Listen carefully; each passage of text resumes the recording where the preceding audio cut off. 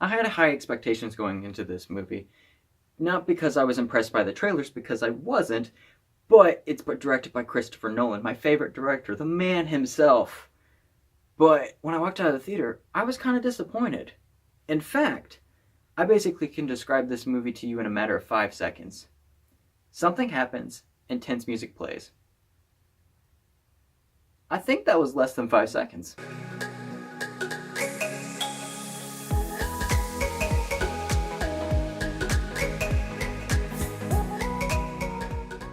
So the basic premise of Dunkirk is that it takes place in World War II, and it's trying to get these British soldiers home because they basically already lost this war in this area. And these two armies are coming in on them, and they just need to get home because there's no help in saving them. So the story is basically told in 3 parts. One in the air, one in the water, and then one on the beach. But the beach feels more like 2 parts, so it's more like 4 parts in all. And they're all told at the same time. And these stories end up coming together in the end, but really, they're not very interesting. Now, like I said, this movie's basically divided into 4 parts. And these 4 parts, sometimes you don't even realize which part you're in until after some time goes by because it's kind of poorly edited. And not only that, but each of these parts are in a different time area and time segment. And that's where also some problems come in, because sometimes you think things connect, yet you realize they're not connected at all. And then sometimes things do connect, and you realize that you're watching the same thing that you've already watched, just from a different perspective. This is basically the entire movie, and what I thought the entire movie is that there's intense music going on, and something happens. Basically the sum of the movie, because all the time you're supposed to feel this tension that there is. And sometimes it does work, I'll give it that. But most of the time for me, I didn't feel it. And I just kept on sitting there. I'm like, I feel like I'm supposed to be feeling the tension. And it tries to get you on the tension train right off the back. Yet I wasn't on board. And it's really disappointing for me because I really love Christopher Nolan and his work in the past. It's all been great. And this movie, it really didn't grab me. Now, one of the main things I feel like I couldn't grab onto the attention very well is because this movie doesn't even really star anybody. I mean, everyone's just given so little of parts that you don't see anybody on screen enough to actually care or anything about any of these characters. It's just so sporadic, jumping from story to story, and sometimes you don't even know which story you're even in. I wish I could say some of the performances were good, but I really can't. Harry Styles is good in one scene because he brings the tension. He actually brings the tension the movie is asking for. But then after that, yeah, he really doesn't get enough screen time to actually do anything else. Like any of the other characters. There's just not enough screen time to go around for these characters because there are no characters. They're just people. The thing is that this is a movie. You have to have interesting characters to have a good movie. This movie doesn't have interesting characters because there are none. The problem that you don't care about any of these characters is that you don't know anything about them. And that's part of what tension needs, is that you need to care about the characters, because if you don't know what they're going to be losing if they die, or who they even are, because they could either be the nicest person in the world, or they could be a rapist for all I know.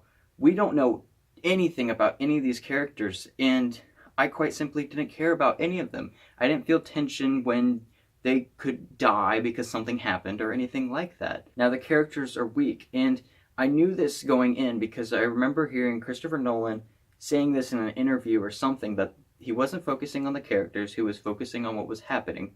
Yet, what was happening didn't deliver because we didn't care about the characters. This doesn't even feel like a Christopher Nolan movie to me. I mean, he always directs on obsession. There was no obsession in this movie because you don't know anything about the characters. You have no idea if anybody's obsessing over anything. It's definitely not shown in this movie. And there's typically a twist, but there's no twist in this movie at the end. The twist that he always gives always makes the movie that much more gratifying and make you love the movie even more. But there's nothing like that. And it just doesn't feel like Christopher Nolan. Now, I will give the movie that it sounds great, like the gunshots sound like gunshots, and that it looks beautiful a good amount of the time. Yet, the story and everything else, it's not really there. During this movie, I even yawned. I started getting a little tired towards the end. And who yawns? Who yawns during a war movie, let alone a Christopher Nolan movie? It's a shame. It's a darn shame. From the get-go, you can tell this movie is all about tension. And man, the tension is just really not there, because it's basically something happens and then tension music plays. Yet it doesn't work for me because the characters aren't there. The story's not there. You're not interested in the characters or the story because it's not there. You want to know what's going on, but you're not given it. So you basically got to suffer through it.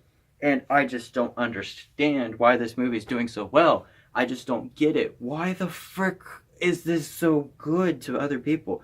I mean, I would like to know. So please let me know in the comments if you enjoyed this movie, or if you agree with me. So thank you. But this movie, I don't understand it. Like, it's not god awful. I'm just really disappointed.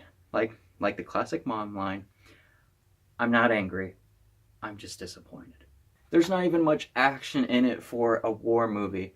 And the war's over. It's basically them escaping from this war hell. But you missed it. You missed the war hell. That was in another movie. Who knows what movie? It wasn't this one. And so I'm like, oh my goodness. This doesn't even feel like a normal Christopher Nolan movie. There's so little dialogue in this movie, and I just wish, like, sometimes I didn't even understand what the people were saying. If I was watching this at home, I'd have to back it up to completely understand what they were saying, because sometimes the British accents are a little too thick for me. Oh my goodness, this review has gone into such a rant. It's crazy, really. I didn't mean for it to be like this, but I'm not gonna lie, it's kind of fun, but So I'm gonna give Dunkirk a 3 out of 9. Now the reason why I gave it 3 out of 9 is, which might be higher than you would expect, especially from my review, is that there are parts of tension that do actually work for me, but a good majority of them don't, because the entire movie's about tension. Yet if you don't get on that tension train early on, you're not gonna make it. And that's what happened to me. I remember pretty much only one scene working for me upon the tension. That's about it. So yeah, I didn't care for this movie, but it does look great and it sounds great. That's about all I gotta say. Now, like I said, most people like this movie, which I don't quite understand because there's so lack of story and character. I'm like, ugh! But anyway, this this movie currently has a 91% on Rotten Tomatoes with an average rating of 8.6. I honestly don't understand why it's so high, but maybe you guys can tell me in the comments why I'm wrong, or if you agree with me, because I'm a little lost on this one myself. I know it's Christopher Nolan, but there's very little dialogue. There's nothing.